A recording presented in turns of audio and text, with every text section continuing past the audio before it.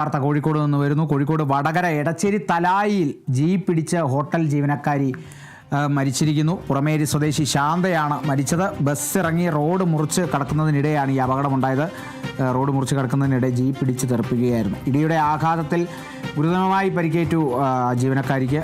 അവിടെ വെച്ച് തന്നെ സംഭവ സ്ഥലത്ത് വെച്ച് തന്നെ മരണപ്പെടുകയായിരുന്നു. വടകര തലായിലാണ് ഇത്തരത്തിലൊരു ജീപ്പ് പിടിച്ച് ഹോട്ടൽ ജീവനക്കാരി മരിച്ചത് പുറമേരി സ്വദേശി ശാന്തയാണ്.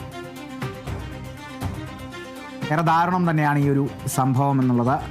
റോഡ് മുറിച്ച് കടക്കുന്നതിനിടെയാണ് ജീപ്പ് വന്നിടിച്ചത്. ഹോട്ടൽ ജീവനക്കാരിയുടെ ജീവൻ നഷ്ടമായിരിക്കുന്നു. ഗുരുതരമായി തന്നെ പരിക്കേറ്റു. കാരണം അത്രത്തോളം വേഗതയിലായിരിക്കണം ആ ജീപ്പ് വന്നിരിക്കുന്നത്. ആ ഇടിയുടെ ആഘാതം അത്രത്തോളം ഉണ്ടാകണം. ആ സമയം തന്നെ ഗുരുതരമായി പരിക്കേറ്റു. ആ സംഭവ സ്ഥലത്ത് വെച്ച് തന്നെ മരിക്കുകയായിരുന്നു.